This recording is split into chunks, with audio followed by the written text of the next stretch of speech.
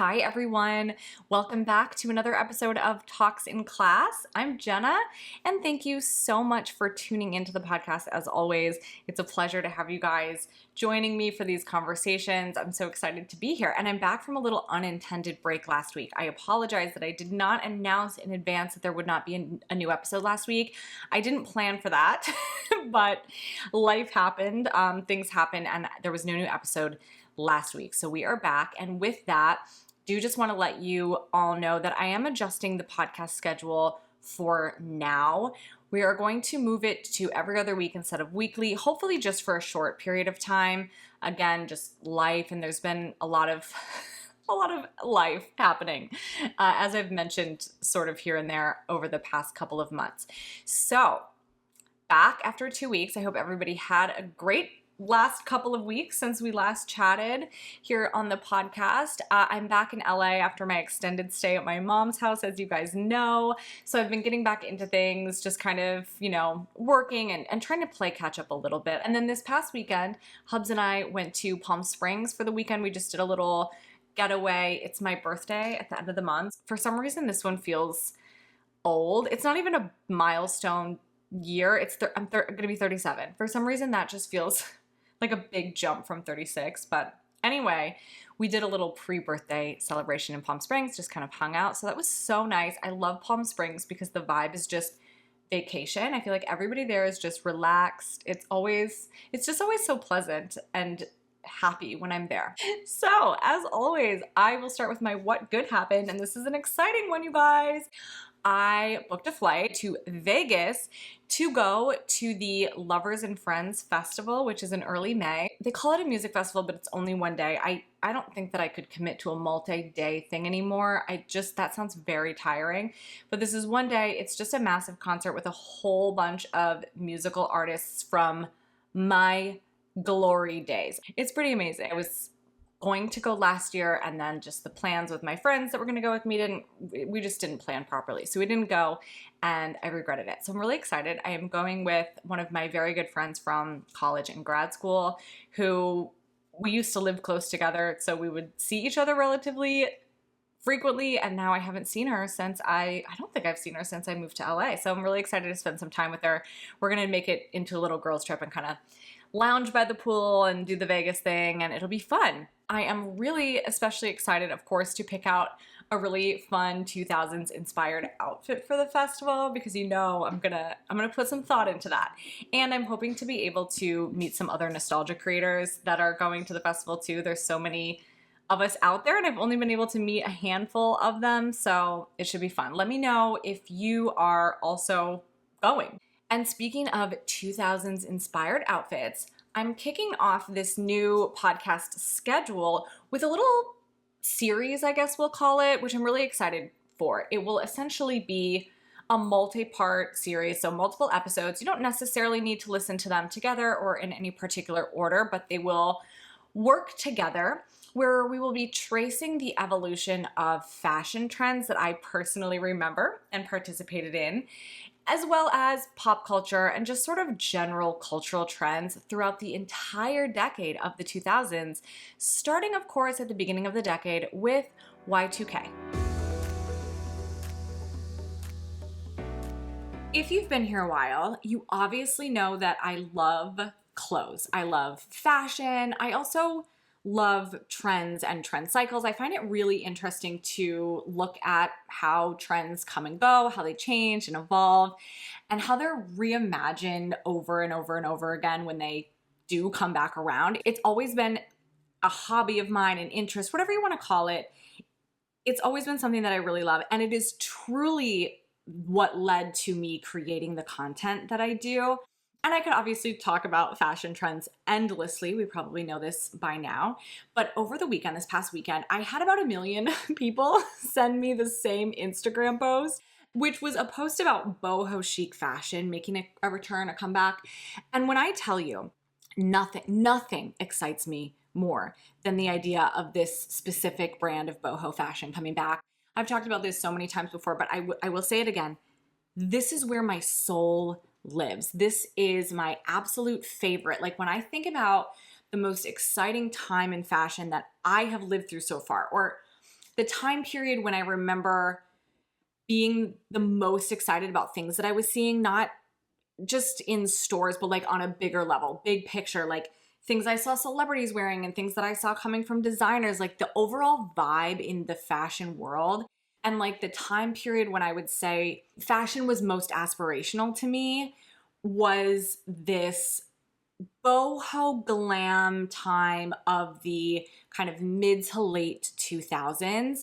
So obviously, this got me thinking, as I do, about the different forms that boho has taken, you know, not just through the 2000s, but then into the 2010s. And then that got me thinking about the evolution of fashion trends through the years and the things that these evolutions that I have personally experienced myself.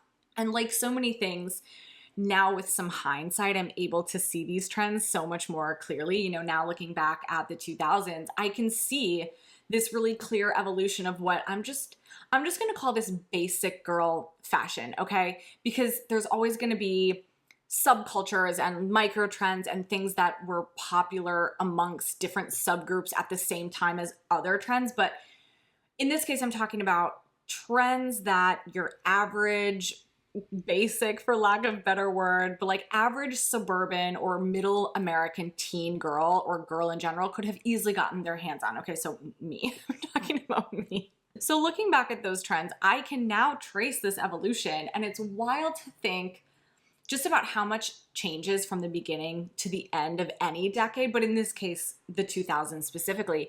And I think it's especially interesting now, obviously, because these are the trends that are trending now again, but in different ways, right? Different combinations, in different order. We've talked about a lot of this many times. And I think even if you were there the first time around, like even if you're my age, it is easy to forget what came when and kind of what was trending with other things at which times, because obviously I spend a lot, like an embarrassing amount of time thinking about this stuff, but most people don't spend that amount of time thinking about these types of things. So, welcome to my little crash course on 2000s basic girl fashion evolution. This is going to be a series of episodes, and it's really something that I've been meaning to do for a long time. So this sparked it. Each episode is going to cover a different part of the decade. We're going to talk about trends. We're going to talk about pop culture, just things that were going on in general. And then, of course, some of my own memories as we move through the decades, starting naturally at the beginning. We begin in the dawn of a new decade and a new millennium. I personally tend to think of Y2K, like the true Y2K time period as it was then, as about 1999 to 2002, firmly through 2002. I would say that Y2K kind of zeitgeist lasted. But probably about midway through 2003 is when I would personally issue the kind of official cutoff of the 90s. And when I say cutoff, I mean the time when 90s trends were all but dead. It was gone and things had changed, because there's always going to be an adoption period with any trends, where trends go from early adopters to the kind of early majority, and then finally hit the masses, the mass popularity, where they live as trendy for a few years. And usually that period of increasing popularity lasts somewhere around 2 years, which in this case fits perfectly, because a lot of people say that Y2K died after 9/11. In 2001, that's when Y2K ended and something else started. And I do absolutely think that the early adopters were on it. They were there in 2001 for sure. That's when things started to visibly change, especially looking back at celebrity photos from around that time compared to what people I knew in real life were wearing and doing at that time. But when I say cutoff, I mean that by 2003, by about midway through 2003, we had hit the majority adoption phase of 2000s Mick bling trends, and most of those 90s trends were either firmly on the decline or, you know, kind of already gone.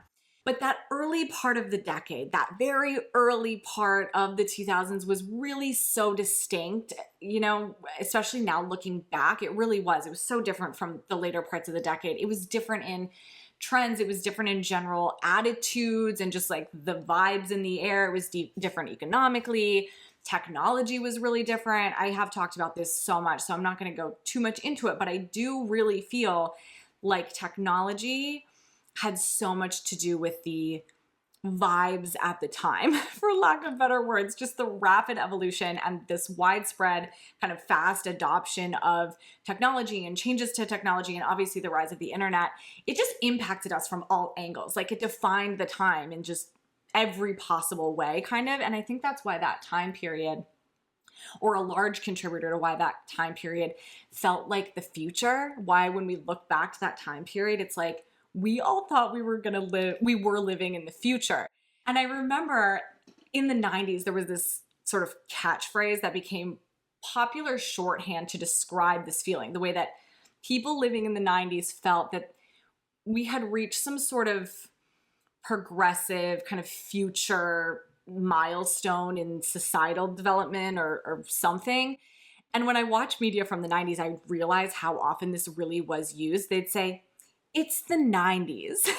So on a sitcom, for example, if the stay-at-home wife, the stay-at-home mom wanted to go back to work and then the dad was hesitant because, who's going to cook dinner? Someone would crack a joke about how the dad was just going to have to learn how to cook. God forbid the dad learn how to cook. And he would look horrified and be like, well, I don't cook. I can't cook. And someone would say, sure you can. It's the 90s. Or, if a 25-year-old woman wasn't married, the horror, or wanted to live in the city and prioritize her career, they'd be like, it's the 90s.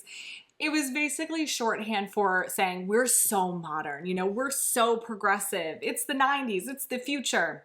And that is just, I think, a perfect metaphor for popular culture at that time. And also probably how a lot of people actually did feel in real life.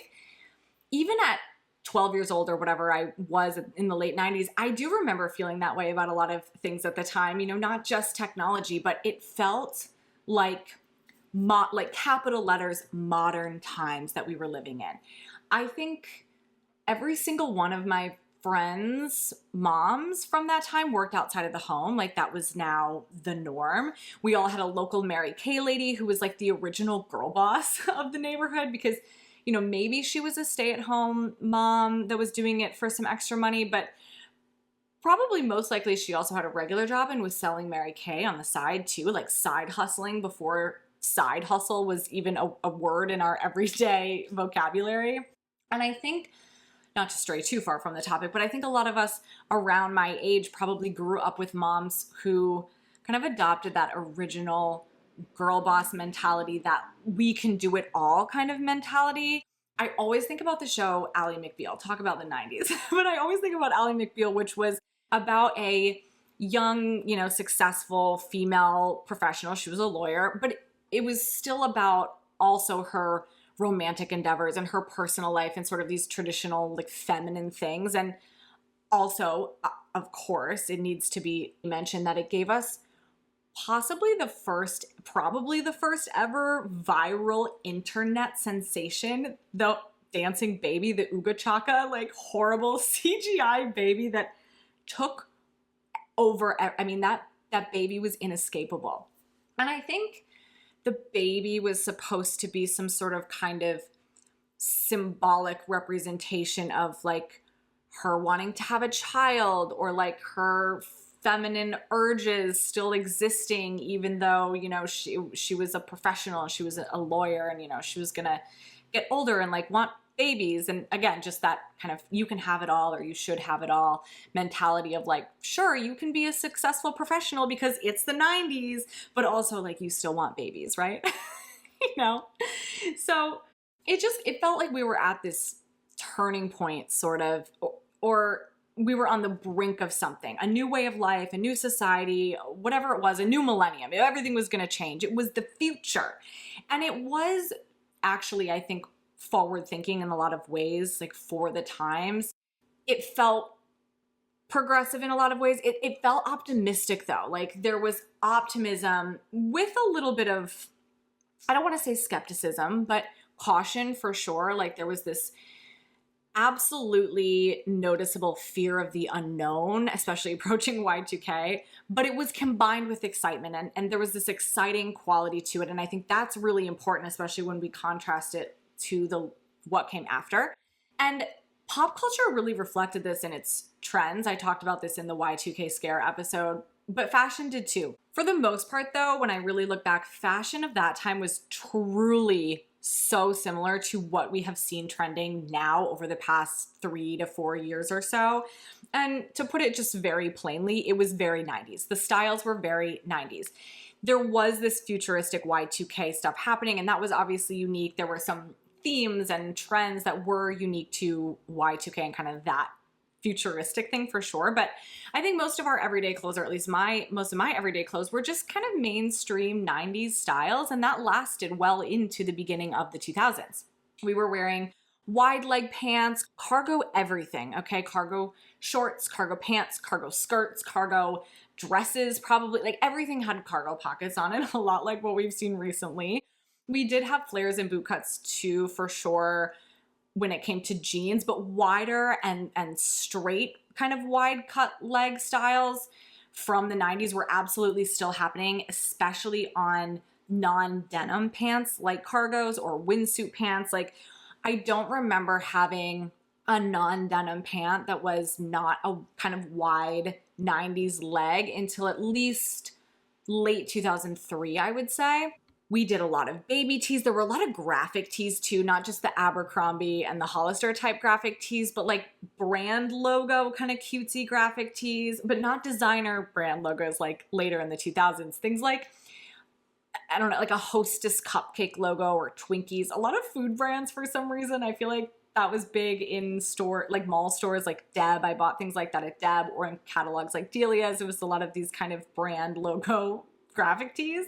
And obviously a lot of surf motifs on graphic tees, hibiscus flowers, surfboards, waves, surf brands, just all very billboard that. A lot of stripes that did continue through the 90s into that kind of Y2K time period.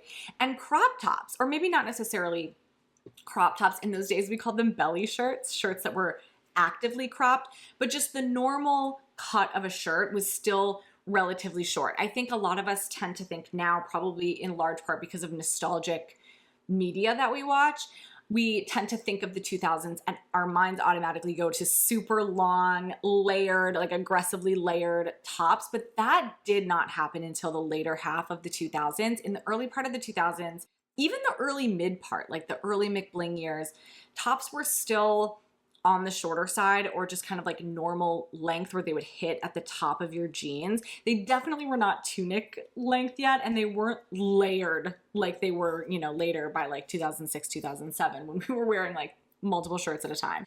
And the pant rises too, they they hadn't dropped ultra low until probably about 2001, and that was for the early adopters. I don't remember wearing like the dangerously low rise jeans until probably about early 2003. So I could still wear shorter tops in the early 2000s because my pants still covered my butt crack. Like, I didn't need to worry yet about the 8 inches of skin in between my shirt and my jeans waistband, because my jeans were still relatively normal and appropriate coverage in that department, at least, for the first couple of years of the decade. Shoes also were very, very chunky. This is important. I am amazed at what my leg strength would have been in the early 2000s, because I didn't have a single shoe that wasn't a giant chunky brick of a shoe in the early part of that decade. Those knockoff Doc Marten brown leather sandals, or the chunky heeled loafers that I also bought at Deb, they had to weigh 10 pounds each. I mean, they were giant, and I was just stomping down the halls of my high school every single day in those bad boys, like clop, clop, clop, clop, clop.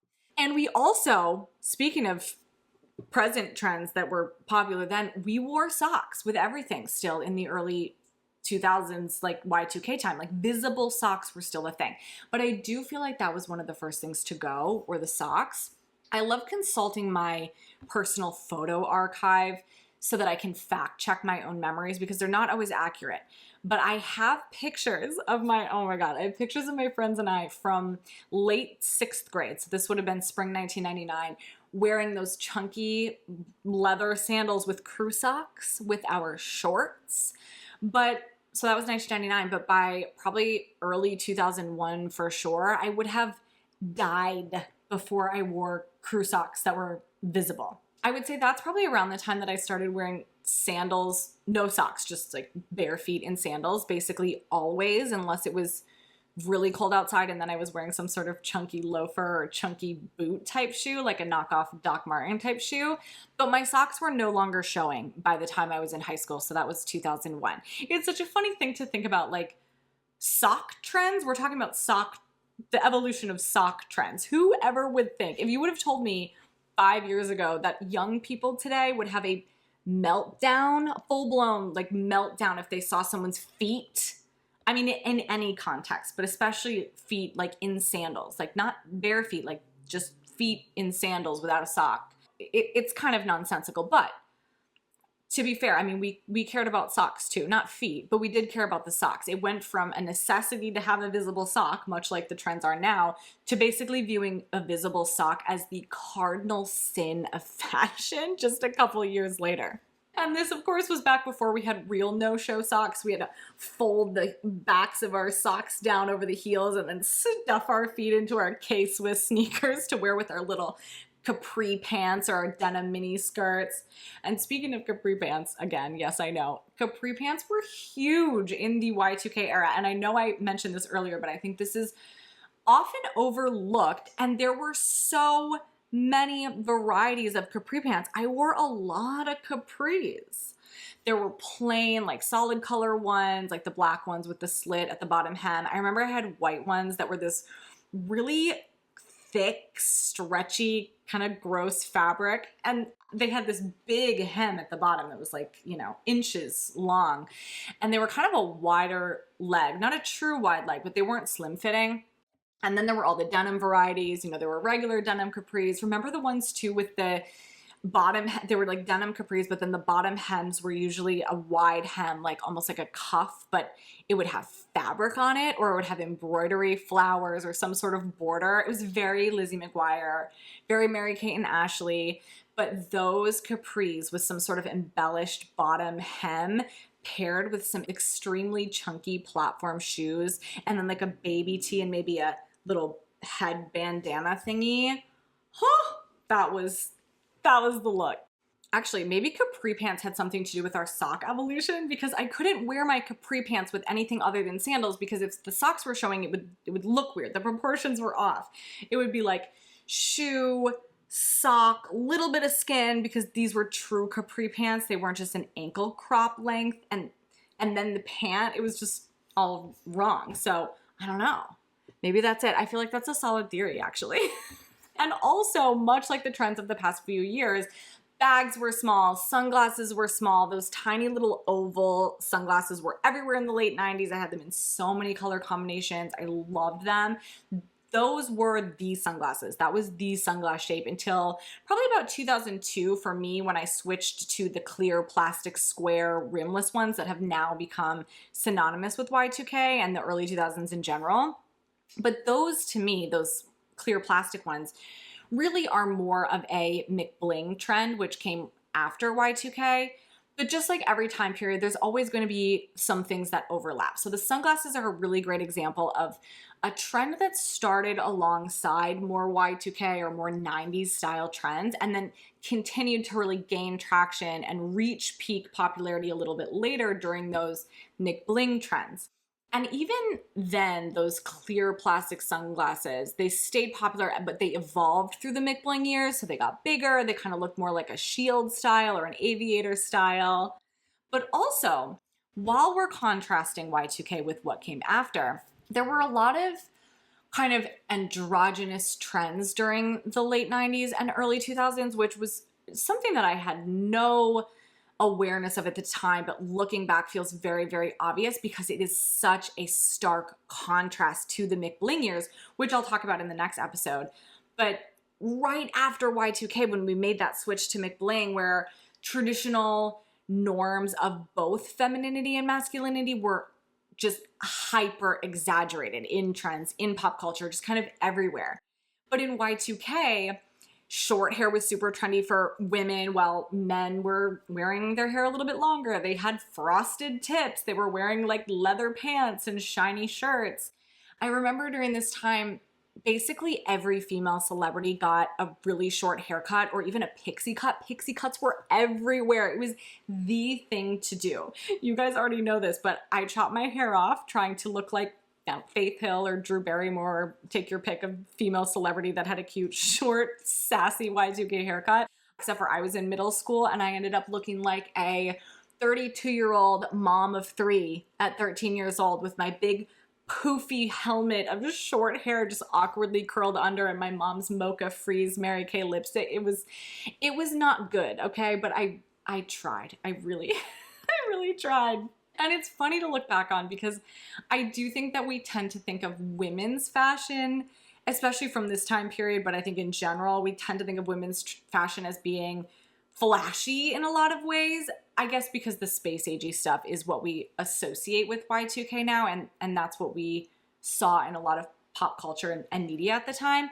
But women's fashion in a lot of ways, like everyday style, was actually really casual. I mean, yes, there were metallic fabrics and there was space imagery on a lot of stuff. I did own metallic blue pants and glitter jeans, so, you know, I'm not saying it didn't exist, but a lot of the everyday stuff was very casual. It was simple. It was kind of sporty. It had a sporty kind of look to it. There were a lot of stripes on stuff. There were a lot of unisex feeling items like cargo pants, track pants, just a lot of oversized cuts of things, even accessories like the bucket hats and the head bandanas, and there were a lot of sneakers that were trending, like a lot of kind of boyish types of styles, whereas men's fashion, on the other hand, was a little bit more flashy. I mean, there were so many shiny fabrics. I think every boy band around that time had at least one photo shoot where they're all wearing those really shiny, kind of really oversized button-down shirts, probably worn open with like a necklace and jeans that were way too big. There was also a lot of leather on men around this time, just a lot of shiny things, a lot of shiny fabrics. And maybe the biggest contrast to the McBling trends that followed them, the Y2K trends felt really youthful, really free. It was fun, it was fresh, it was very optimistic feeling, and the trends reflected that feeling.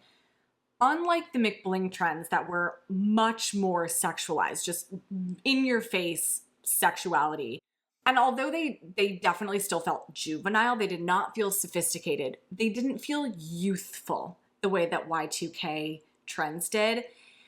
Because of that blatant sex appeal in a lot of those 2000 trends of the McBling years, they just inherently felt more mature. It was a very different feeling of the trends. And the optimism of Y2K that came from hope and excitement for the future, you know, this kind of future-looking, future-focused optimism was gone during the McBling years. And it was replaced with sort of a forced optimism that was much more of a reaction to something than an anticipation of something. The optimism of Y2K came from the anticipation of the future, the promise of a new millennium, whereas the optimism, if you can even call it that, of the McBling years came from the reaction really to 9/11 and everything that followed, you know, in the world and pop culture and culture in general. It was an optimism that came from status and consumption for sure, and power, and a feeling of being or wanting to be superior in a lot of ways. It was just so different. It was different in its roots and its origin. So it makes sense that it felt so different and it looked so different too.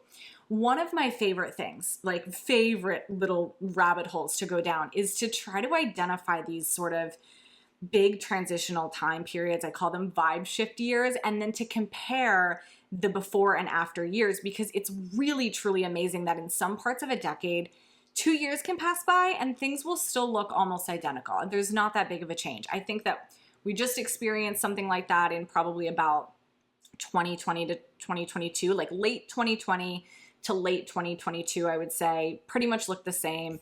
Another example that I think fits this really well is 1998 to 2000, look pretty much the same. Late 2005 to like late 2007, pretty similar. I mean, not exactly the same, but similar enough. But then there are other times when 2 years goes by and everything has changed. It looks completely different. I think this happened right around the pandemic. If you compare 2019 to 2021, totally different. 2004 to 2006, totally different. But one of my favorite case studies of this personally is 2002 to 2004. Because when I look at my own pictures, if I look at my pictures from 2002, those pictures could easily be from 2001 or 2000, maybe even 1999, but they could not be from 2004 because by 2004, the 90s were dead. They were gone. They were officially dead and buried, and McBling had fully taken over. Everything looked different. It felt different. Everything. The color palettes of my clothes are brighter, just like more aggressive. My shoes aren't as chunky. My pants are way tighter, way lower. There's just like so much more skin showing. Everything's different. You can just feel the difference looking at the photos. You can put those two side by side and think these were taken in two completely different time periods versus looking at pictures taken in 2002 versus 1999, 2000, 2001. They look pretty much the same. It's a vibe shift, and it's really fun to be able to look back at pictures now and be able to see it so clearly in hindsight from those photos. And since we have talked about Y2K a lot on various episodes of the pod, I am going to end with a list, but it's not going to be specifically related to Y2K trends, even though that is technically what this episode is about. But instead, this list will function as a little bit of a preview for the next episode in this series, which will be about McBling. So here are my top 5 favorite 2000s trends that survived the Y2K to McBling transition. Number 5 is cheetah print. I personally am a firm believer that cheetah print is actually a neutral. I love animal prints in general, but especially a cheetah print. But it obviously does cycle in and out of being especially trendy at different times. But when I think back to the Y2K era, like especially specifically the year 2000, animal prints and especially cheetah print are really a central memory. Like it was everywhere. I think about the cheetah print pajamas that I had in middle school. I think about the purple animal print like sheet set that I really wanted from the Delia's catalog. I even had a fuzzy animal print. I don't know if it was zebra or if it was leopard or cheetah, but I had a fuzzy animal print magnetic mirror hanging in my locker in 8th grade. So that would have been 2000 to 2001. Regardless, it absolutely was popular during that time. And it also really stuck around through the McBling years and became super popular again by the later part of the 2000s. So I'm just going to go ahead and say it. Animal print, it's timeless, okay? Just ask me and Fran Fine. Number 4 is frosted lip gloss. Frosted makeup in general is probably one of the first thing that comes to mind for most of us when we think of Y2K or just the early 2000s in general. But when I look back at pictures again, most of the 2000s, I was steadily rocking the frosted lip gloss. I definitely gave up on the frosted eyeshadow. Like I put down the blue frosted eyeshadow and even like the silver frosted eyeshadow I stopped wearing probably about 2003-ish, but the lip gloss, she stayed, absolutely stayed until I adopted the concealer lips, which was probably for me not until around 2010. Thank God. That phase was actually pretty brief for me. In high school, my signature lip glosses were MAC Purr, which is honestly still one of the best lip glosses I've ever found. It's kind of a pearlized, warm, peachy pink that Paris Hilton made famous, and clearly that's why I used it. So that one, and then obviously Juicy Tubes. I mean, the stickier the better, and I just loaded that up. But I am still a gloss girl personally. I even used to put just a dab of gloss over my crusty matte Kylie lip kits in like 2015 because I couldn't handle the completely matte finish. So I guess I'm just a 2000s lip gloss girly at heart. Number 3 is Abercrombie & Fitch. I will get more into the kind of peak and eventually fall of Abercrombie a little bit later in the series, but The popularity of Abercrombie and Fitch and also Hollister and the other stores really held on pretty strong through almost the entire decade of the 2000s, which, I mean, as gross as they were back then, it is pretty impressive from a brand standpoint, you have to admit. Number 2 are the clear plastic sunglasses. As I mentioned, this is one of those trends that I really do think is more of a McBling era trend that has now been associated with or become associated with Y2K in hindsight for whatever reason, but it's definitely one of the earliest mass adopted McBling trends in my experience. I would say it's those sunglasses and Playboy were like the two first McBling trends that I personally jumped on. I was all over Playboy by like 2002, but it's definitely a McBling trend and not a Y2K trend.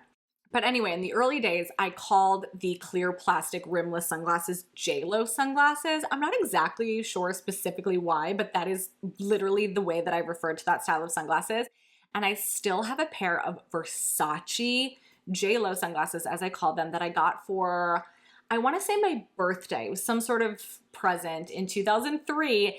And I probably wore them, you know, a handful of times, if that, because I was terrified I was going to break them. They are actually very flimsy, but they literally look brand new. They're still in the case. I mean, they look brand new, and obviously I still have them. And number 1, my number 1 top trend that really held on strong throughout almost the entire decade of the 2000s, chunky highlights.